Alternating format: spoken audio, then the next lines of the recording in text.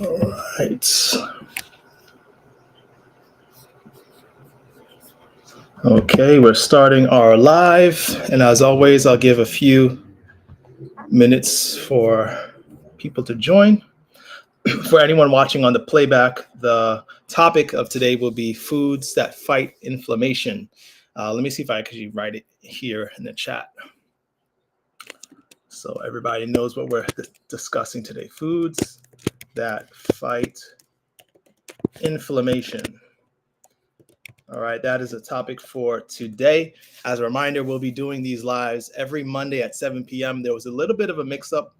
I don't know why for the members in our Facebook group. For some reason, it had me starting yesterday. And so I got a message alert on my phone that said, start your live now. I was like, well, that's wrong. So anyway, so I'm sorry in advance if you were confused by that. But it will be consistent. Monday, 7 p.m., we're going to be talking about holistic approaches to many conditions, mainly diabetes, because we are Diabetes 180. That's what we do on this channel. For anyone who doesn't know me, my name is Louis Bertis. I'm a physician assistant and diabetes reversal health coach. So we broadcast on several platforms, not just my private accounts, but also my business page. Our ministry partners are also broadcasting. So I may not be able to see your name if you're with us. Okay, so how about we start out like we usually do? Introduce yourself, where you are. Actually, you know what will be fun? As a little, I guess, foretaste of what we'll be talking about, foods that fight inflammation. What are your favorite fruits and vegetables? Okay, so let me put that here. So the topic is foods that fight inflammation. That's going to be what we're talking about today. All right, and just as a kind of warm up, I'm kind of curious, what, for those who are watching, what are your favorite? I'll type the question here. Fruits. I should say fruits, vegetables, as well. And let's throw also herbs and spices. Okay, herbs/spices. All right. I'm curious. So, what do you guys like to eat when it comes to these foods that are super good for fighting inflammation? Fruits, vegetables, herbs, and spices. So, and then will be fun is to find out if it made the list today, if it's going to make the list of foods that fight inflammation. Of course, there's a lot of foods that fight inflammation, right? There's not just one, but there's going to be a lot we're going to highlight, I should say, the potent ones when you're looking at what foods really do well for those suffering inflammation. All right. So what are you guys favorite fruits and vegetables? Don't be shy. You know, my favorite fruits, that's hard to say because it really changes my mood. But lately I've been really loving kiwis. I started putting kiwis in my smoothies. Man, amazing. I mean, like I've always liked smoothies, but fruits, when I started, I never used kiwi much. Now I'm loving kiwis in my fruit smoothies, man. It gives it a kick, like a sweet, tangy flavors. It's just very good, very good. All right, so Modesty likes blueberries, turmeric, ginger, greens of all kinds. Look like you should run this live. You should run this live, man. Jane, good evening from Duncan, Oklahoma. Berries and broccoli. I'm telling you, man, you guys are already doing well. I don't even know why I'm doing this live. You guys figured it out already. Oh, man. I'm in North Carolina. It is very warm. I think it was 80 degrees today. So I'm sweating. I just actually came out the shower. I like to take hot showers. I don't know why, even when it's hot outside. And I'm like sweating coming from the gym. So forgive me for having to fan myself. But all right, let's jump into it. I don't want to take too much time. All right. I always like to keep these lives short and sweet. That's not always easy for me. I'm a preacher by nature. Actually, I went to school. A little known fact, my bachelor's is in theology. I still preach in local churches regularly. So I can gab. I got the gift of gab. So I'm going to try my best to keep our lives. Every week we're doing them. So I'll try to keep it short. All right. All right, foods that fight inflammation. First off, what is inflammation? I don't know if you guys know what inflammation is. We can have a whole live on what inflammation is and how damaging it is, but I figured we should start with the highlights of what it is, what causes it. So to understand inflammation, you have to differentiate between acute inflammation and chronic inflammation. All right. Who's ever got a splinter? All right, I'm sure we have all had a splinter sometime in life. When you get a splinter or any kind of injury to a tissue in your body, what happens is acute inflammation starts to heal that injured tissue, that injured finger, wherever it is that caused the insult, by causing pain at the site of injury, redness, swelling. Sometimes there's a little pus drainage, right? Those are all signs of your immune system being called to action to bring healing at the site of trauma or injury. White blood cells are rushed to the scene of the crime, so to speak, to start destroying and eating away at that splinter or that foreign body, or and start to cause healing and closing up the blood vessels that are now leaking, you know, and sending pain signals so you can be reminded not to touch that area. Leave us alone. We're working. Acute inflammation is a good thing. Acute inflammation means your body is working well. It's working to heal you. Chronic inflammation is a bad thing. Chronic inflammation is almost the opposite. Chronic inflammation is when the immune system goes haywire. Your immune system so with acute inflammation is specific, local, and time constraint, right? It's short in duration. Chronic inflammation is systemic. It's all over the body. It's not specific. It tends to affect multiple organs and body parts, and it's not short term in duration. It's long and kind of prolonged, right? And instead of being intense, sometimes it's really in a state where you don't even know you're inflamed, right? Until it starts, the damage is done, and now you're suffering all the side effects of long-term inflammation. To think about it this way also, because I think before we talk about the foods that combat inflammation, you have to understand how dangerous and how bad it is to be in a state of inflammation. So inflammation, I don't need to tell you is bad, chronic inflammation, but to give you an idea of how bad it is, those who have inflammation, let's say, even though it's systemic, it tends to happen all over the body. There are places in our body where it could be more pronounced. So inflammation in the brain can lead to Alzheimer's, cognitive decline, mood disorders like depression. What happens when you have inflammation in your arteries? You have more risk of heart attacks and strokes. What happens if you have inflammation in your pancreas? Diabetes, right? If you have inflammation in your liver or kidneys, high blood pressure, obesity, right? Metabolic syndrome. So inflammation can happen and affect different areas of the body, and depending on where the inflammation is happening, it tells you what disease is going to manifest as the inflammation causes long-term damage. Does that make sense? I hope that makes sense to everybody.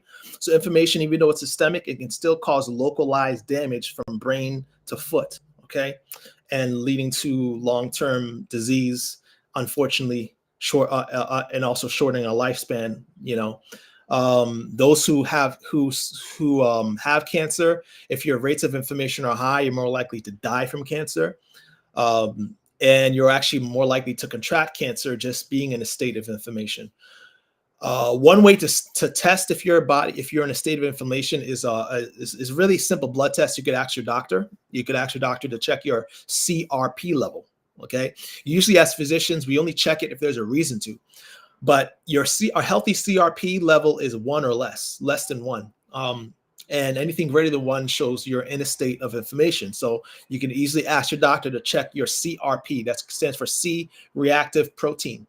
And it's something that can be done easily at any doctor's appointment. Say, hey, I want to know if I'm suffering, if I have any state of inflammation going on, ask for CRP level by your doctor.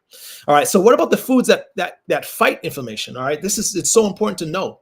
So in this is so fun to talk about, because you see in modern medicine, we focus on a pill for every ill, right? If you have high blood pressure, take a pill for your blood pressure. If you have high cholesterol, you take a pill for your cholesterol. You know, if you have high blood sugar, take a pill for your blood sugar. But foods, however, foods are like smart devices. They do more than one thing. They heal, they uproot the very cause of the condition, which is often inflammation. Okay, foods are a big part of not just combating specific disease, but all diseases. Okay, so it's so important for you guys. I'm so glad for those who are watching this live. You're going to learn some good stuff. And don't forget the question. I know we had asked a question from when we started. I still would like to know, what are your fruits and vegetables, herbs and spices that you like? And let's see if it made my list of the ones that are best at fighting inflammation. To give you a little precursor of a thought process of what, if you're thinking about the ideal diet to fight inflammation. First off, you should know that there's a few components of foods that are known to cause inflammation. And there's also components of food that are known to fight inflammation. Knowing what those components are, we can end the live now, and because you know what to do. So the components of foods that are more, according to nutritional studies, most likely to cause inflammation are saturated fat, trans fat, and cholesterol. Trans fat, saturated fat, and cholesterol. Those are found mainly in processed foods and animal-based foods. Yeah, thank you, Seth.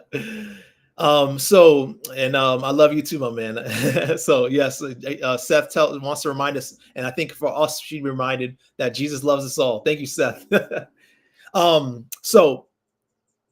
Where was I? Yeah. So when you're looking about the components of what causes inflammation in the body, saturated fat, cholesterol, and trans fat are present in animal-based foods as well as processed foods.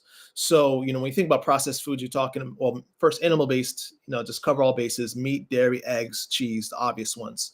Now fish, we're going to talk about fish because a lot of people say, well, fish actually is anti-inflammatory according to the inflammatory dietary index studies, right? Scoring system. But we're going to talk about fish a little bit. Hopefully we'll get into that. I try again to keep this short as possible. But processed foods, like we're thinking about ice cream, cakes, pastries, are also pro-inflammatory. Okay, Audrey loves mangoes and broccoli. Good choices, man. So that being said, you already know what foods fight inflammation.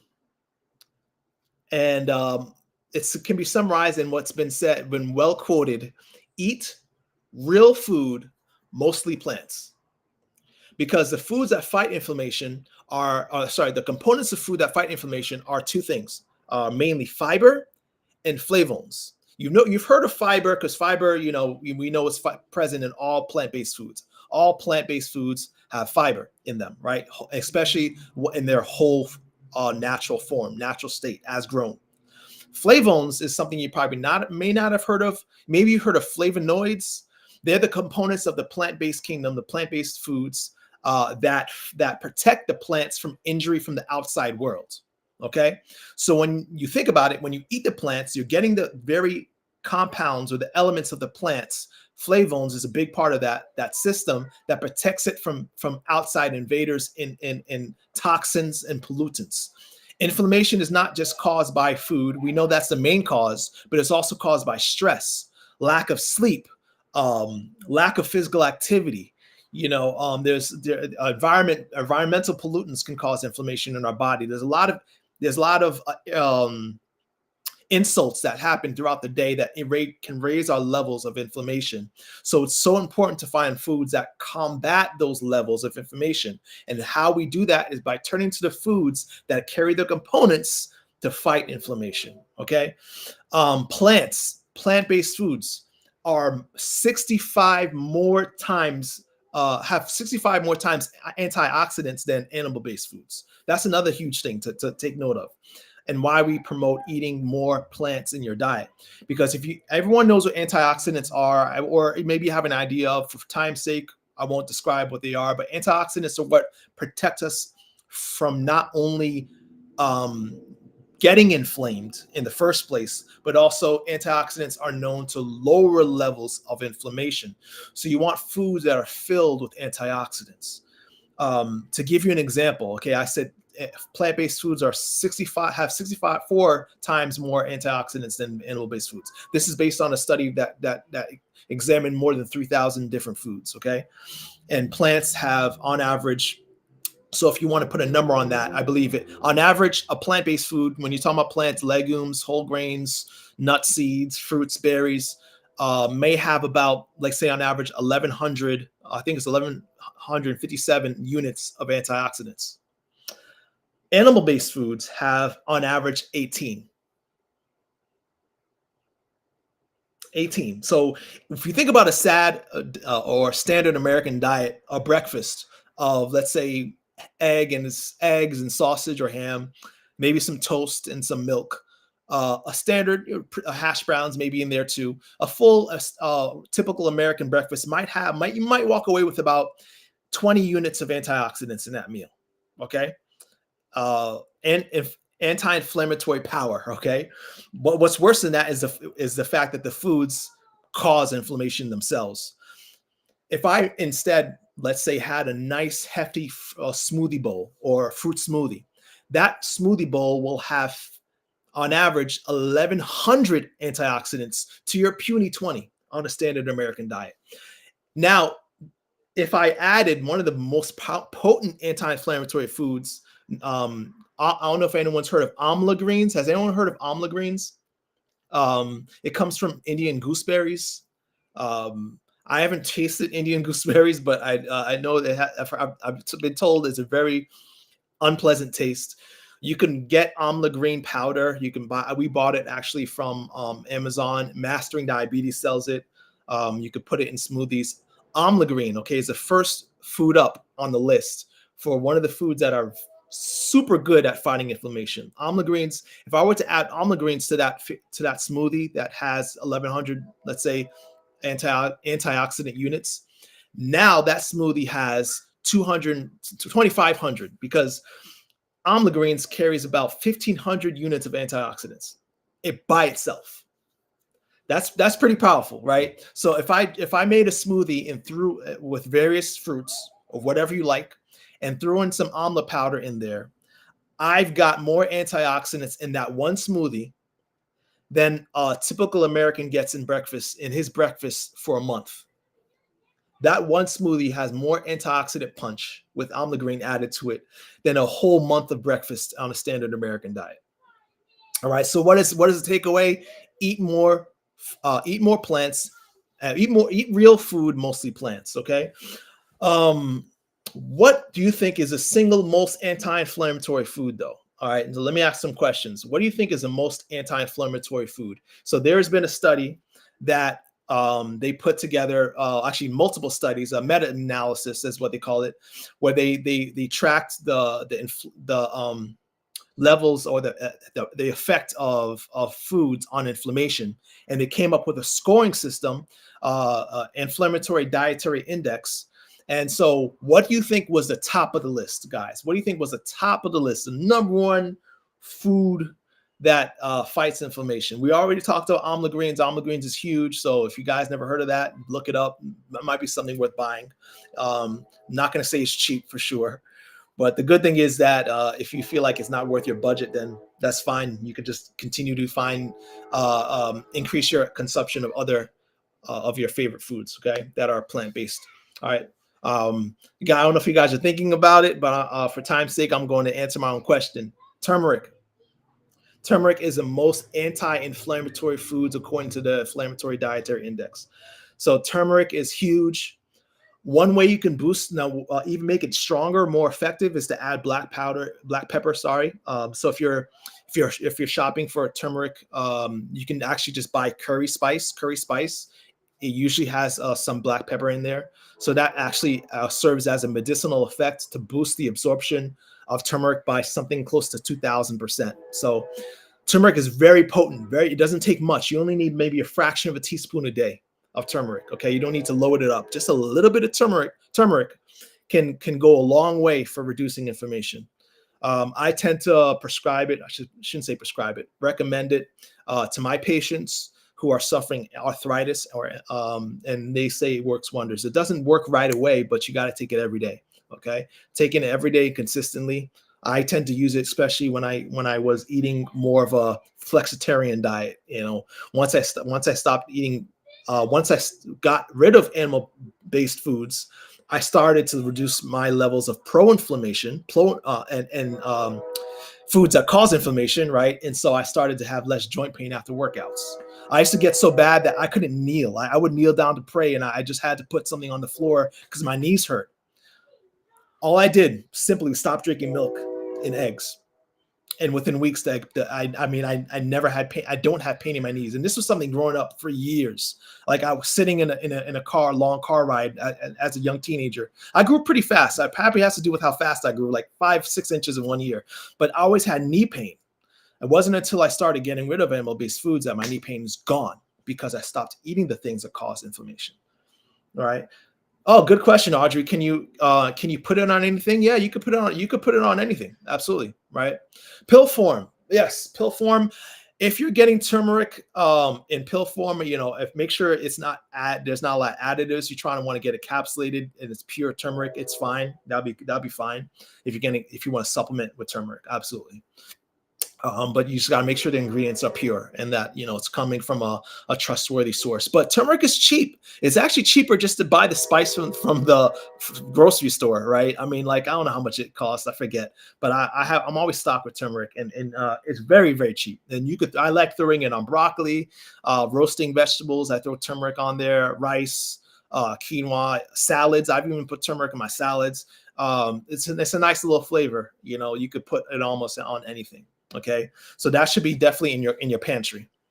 Man, I'm only at the top of the list. This list is so long, and I know I'm not going to get through it. We got to do a part 2, guys. So we covered amla greens. We covered turmeric. Following turmeric, ginger and garlic are also very anti-inflammatory. And of course, you can use garlic in anything. Also, most of my dishes I use garlic. At least a clove of garlic I'm throwing in most of my plant-based foods. But turmeric, number 1, ginger and garlic following are some of the most anti-inflammatory foods known to man to date, right? Of course, studies continue, but those are the biggest ones. What about beverages? Beverages that are big for anti-inflammatory to fight inflammation are black green tea. Okay, green tea is huge, as well as black tea as well. So if I'm not a big tea person, so I can't speak much to teas. But if you like drinking tea, great, good. You never can get enough to fight your inflammation. Another food that definitely is worth mentioning is beans. So we've said in the beginning that the most anti-inflammatory component of food is a fiber that's in the food. And it makes sense that the foods that have the most fiber in them are super anti-inflammatory. And that's beans. I don't know if you guys like beans. And I love beans. I grew up on beans, man. I mean, I'm Haitian, and every Haitian loves rice and beans, right? That's what we grew up on. I don't know if anyone's ever had some Haitian rice and beans. If you have not, then you are missing out on a life experience. Okay. But beans are huge. All types of beans, lentils, kidney beans, garbanzo beans, whatever you want to try, whatever you like, get more beans in your diet. I try to have beans every day, and at least once a day in my meals. All right. And it's very easy. Just get a can of beans for $1 or 80 cents, less than $1 usually. And preferably low sodium, and throw it in there. Yeah, we have, Audrey, we have recipes. I don't know if you have our meal plan or our recipe list. We actually have a compilation of 290 different recipes. Surprise, surprise, most of the recipes got beans in them. I'm sorry if you don't like beans. Not all of them do, but of course, you could always substitute what you don't like, but it's a big part of that. So if you don't have that, Audrey, reach out to me in the group and make sure I get you that list of recipes, okay? But it should be in the list that we always give out. All right. There's so much more the foods that we can add. What else can we talk about? So we talk about beans. I'm looking through my list. Okay, yeah. I mentioned flavones. Flavones, I don't know if anyone's heard of flavones before. Flavones are, again, just are a component of that foods that are only found in plant-based foods, plants, whole foods, that keep invaders at bay, the insults of our outside world that want to invade the body, and protects us from cellular damage, DNA damage, and so the foods that have the most flavones would obviously be something you want to include in your diet. So according to studies on the most common foods in the American diet, found here in the US that are rich in flavones, I'll give you a short list. Okay, so get your pen and paper out for this one.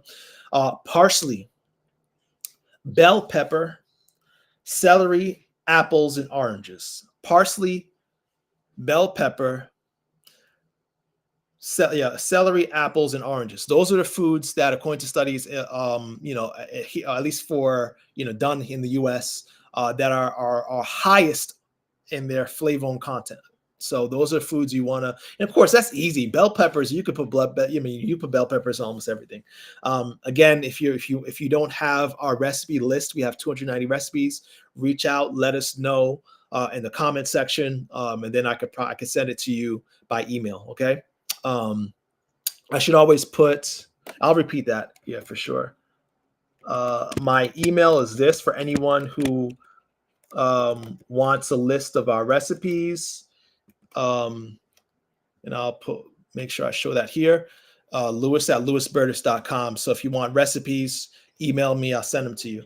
But yeah, repeating: bell pepper, celery, parsley, apples, and oranges. Parsley, bell pepper, celery, apples, and orange. Okay, so let's go back to a point I had made before. So when you look at the inflammatory dietary index scoring system, you often see fish is one included. And I always thought, man, that's interesting. Fish is included as an anti-inflammatory food. Now, this is most likely because of omega-3 content in fish. So there's a lot of fatty fish, particularly, is high in omega-3s. That's why they make fish oil supplements to give you omega-3s. But what is interesting is that while it can possibly reduce markers of inflammation, studies that show whether or not adding fish in your diet can increase your inflammatory causes of death or mortality, fish does not really fit the bill. So when you're looking at plant-based foods, plant-based diets, okay, they are proven to increase lifespan and to curb the causes of death from inflammatory diseases. Inflammatory diseases is a whole umbrella of diseases. The 8 leading causes of death are linked to inflammation. Okay, so you think about heart disease, you think about Alzheimer's, you think about kidney disease, you think about high blood pressure, diabetes. All these are tied to inflammation. And when fish is included in these diets, it does not seem to make much difference in cutting in decreasing the risk of dying from these things. Okay. Yeah, Audrey, that's the reason that I was about to say. One of the biggest things is because of the toxins. Audrey mentioned the parasites. So because fish especially is not very highly regulated by the FDA, you don't really know what's in your fish. Okay. So even though, and see, we have to understand that health, and this is why I love the idea of holistic health, health is more than just an isolated part of a food, right? Health is a sum of its parts. If you want the health benefits from a food, then you have to take the sum of every part of that food, right? Okay. If you isolate any healthy food, you can make a poison. If you isolate a substance of any food, you can make poison out of it, right? So you need to make sure that you're eating whole foods in its complete form and looking how that whole food affects your whole body. Okay, this is why we encourage, especially our diabetics, to stay away from fish, and stick with plant-based sources. If you really need to, you feel like you're not ready to quit on fish, that's okay. You have to move at your own pace. But to decrease your chance of developing and also to increase your chances of reversing diabetes, especially you want to limit or eliminate fish, because the fat content in that food particularly makes it hard to reverse insulin resistance. Okay, we're not going to go too much into that. Oh, so Judy, I think you saw that. I think I answered the question. You're asking me to send my email. So it's right there. Okay, so hopefully you can see that. Let me know if you don't. All right. So a couple other things I wrote down that are honorable mentions for anti-inflammatory foods. Goji berries. Has anyone ever heard of goji berries? Goji berries? Anybody? I have not. I didn't until I started doing the research on these foods. Goji berries is apparently 4 times more anti-inflammatory than other dried fruits. So if you like to eat dried fruits, goji berries should be something you pick up. Okay, I might start buying it myself. Okay, and just Audrey, I know you say yes. So do you know where to get goji berries? Does anyone know where to get goji berries? Because all right, and I like to know. Yeah, so I want to start buying goji berries, but they're apparently some of the best anti-inflammatory food sources. We have a comment from, let me make sure I don't miss this, and sometimes I miss comments here. Is it Philippa? Sorry if I'm saying your name wrong, Philippa. Hi, Lewis. I will need to watch the replay because I need this information ASAP from the beginning. Yep, it'll be replayed. I don't know how long it takes for the replay to be available, but I'm pretty sure it's like almost automatic. You could play it back and watch it. Okay. So yeah, and you're watching on Facebook. Yeah, it'll be available. So another thing, but berries as a whole, the whole category of berries is huge for if you're looking for anti-inflammatory power. I love blueberries, particularly. I eat blueberries every day because I eat oatmeal every day, and it goes well together. Also, often in my smoothies, I'll throw blueberries in there. But if you like berries are huge when it comes to fighting inflammation. For a long time, blueberries was actually thought to be the most potent anti-inflammatory food. That was until they came up with sophisticated methods of testing foods' anti-inflammatory abilities. So for a long time, blueberries was on top when they thought about antioxidant power. Because it has something like, we talked about antioxidant units, right? Amla green, I think, was 1,500 units of antioxidants. Blueberries is a lot too. I can't remember how much. I don't want to say it's 1,000, but it's pretty high. It has a lot. Blueberries is great, but berries as a whole, goji berries is the best. All right. So we're coming to. I'm gonna try to wrap this up. Tomatoes is good. If you look at any list of anti-inflammatory foods, tomatoes is usually on there, which is interesting because a lot of people tell me, like, whenever I post this online, they're like, oh, tomatoes don't agree with me, or that doesn't work for me because I get upset stomach with different tomatoes. So that can't be true because it upsets my stomach. Everyone's different, right? You might have a food sensitivity, and that's what's lovely about nature, God's green earth. He's given us so many choices. Okay, if one doesn't agree, go find the other 3,000 other foods that you can eat. But tomatoes, if you can tolerate it, tomatoes, tomato paste, tomato juice, however you like your tomatoes, you can get anti-inflammatory power from them. All right, so eat more tomatoes. They were actually for a time, they were, just to give you an idea of how potent tomatoes are for anti-inflammation. There were researchers who were trying to figure out how to use tomatoes as a replacement for aspirin, to basically extract the potency of a tomato to replace aspirin for its anti-inflammatory effects. Okay, so it's very powerful. Broccoli is our next up. Okay, so we're talking about vegetables now. I don't know, is tomato a fruit or a vegetable? No, but I'll leave you guys aside that. But a vegetable that's really effective at fighting inflammation is broccoli. Broccoli is huge. I'm going to actually list all the benefits of broccoli to encourage you. All right, and this will be the last one we're going to mention, okay, for the night. So broccoli, according to studies, and of course, this is actually probably true of a lot of, if not all, the cruciferous vegetables, right? So you're looking at Brussels sprouts, kale. I'm sure all these have the same benefits, but broccoli, for some reason, is well studied, okay? So broccoli has been known to prevent DNA damage and the spread of metastatic cancer. defend against pathogens and pollutants, prevent lymphoma, boost liver detox, target breast cancer stem cells, and reduce the risk of prostate cancer progression. So there's even a point where they've thought about using broccoli as chemotherapy. Okay, it's that powerful. Okay, you should be eating broccoli. Period. All right, I don't care if you don't like it. You need to eat your broccoli, all right? But also any cruciferous vegetable. So if you think about the whole family of cruciferous vegetables, there's a specific component that makes it that makes up its health benefits, and that's the I always say this wrong. Sulforaphane. I think that's how you say it. Sulforaphane. It's a component of the broccoli and all cruciferous vegetables that you don't find in many other vegetables. So this component, sulforaphane, is found mainly in cruciferous vegetables and makes it so potent when it comes to benefiting you in it health-wise. Okay, just a tip about broccoli too.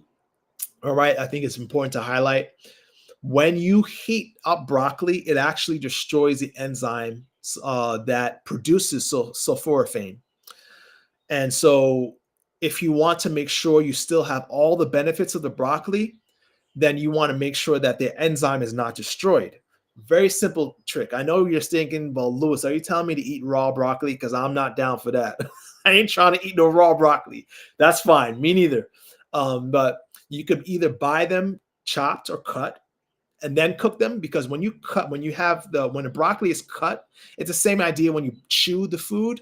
Once you break it and cut the cruciferous vegetable like broccoli, the enzyme is actually activated. It's like you spark up the enzyme, and now the sulforaphane is being produced. So if you're going to buy it whole, if you're going to buy a whole broccoli and you're going to cut it at home, they say to wait about 40 minutes after cutting the broccoli before chopping it up, before you cook it. So you could chop it up, wait 40 minutes, and then cook it. If you don't have time to wait, then go ahead and just buy it pre-chopped, right?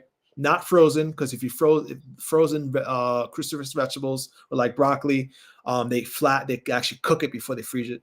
So, and then the enzyme is destroyed. So does I hope that makes sense? All right, for broccoli, get it pre-cut. There's other tricks you can do, like mustard powder. So mustard, the plant mustard is a cruciferous vegetable. You can get mustard powder, right? It's going to have the enzyme in it. So by putting the mustard powder on your vegetable, you can re-add the enzyme to the food and activate the creation of this compound with all its health benefits. All right. So in closing, guys, maybe let me ask a question somebody can answer. What do you think is the recommended servings size or number of servings? I guess the best way, the recommended number of servings of fruits and vegetables, daily fruits and vegetables, to fight inflammation. So how many? 2 servings, 3 servings, 20 servings, right?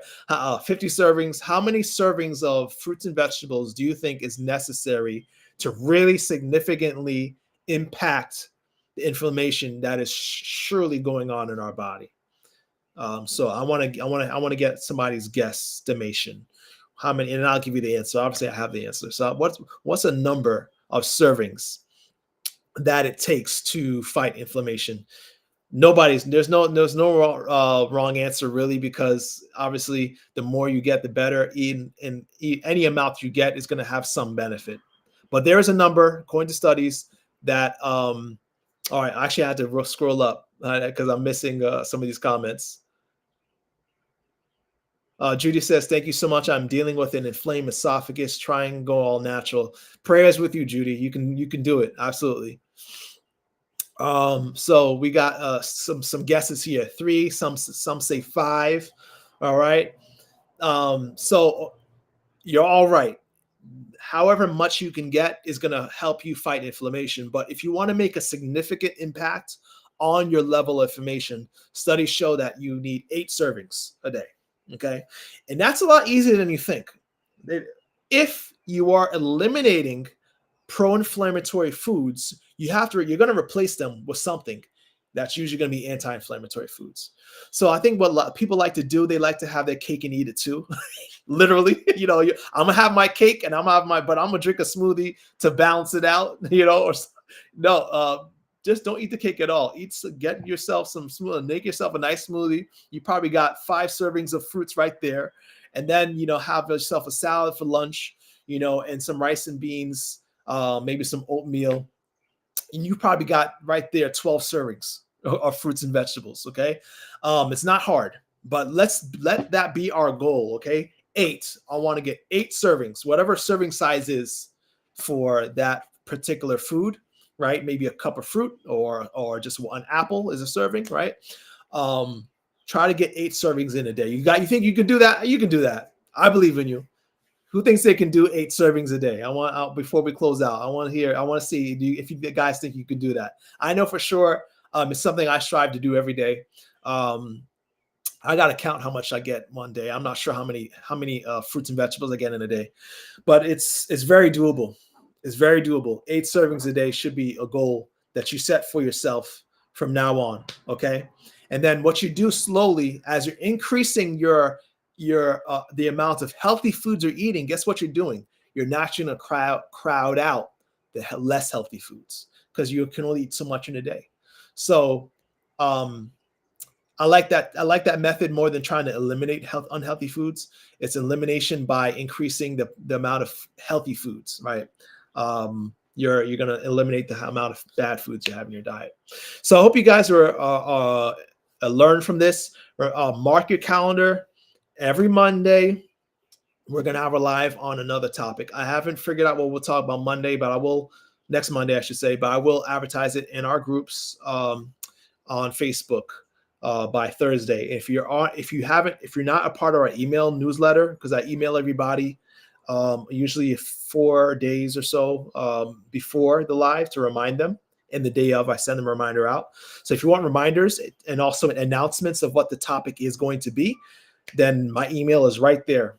All right. So I hope you guys wrote it down. Email me, and then I'll respond with a sign up form so you can get notifications. All right. So as I always say, beloved, I pray above all things that you may prosper and be in good health, even as your soul prospers. See you next week.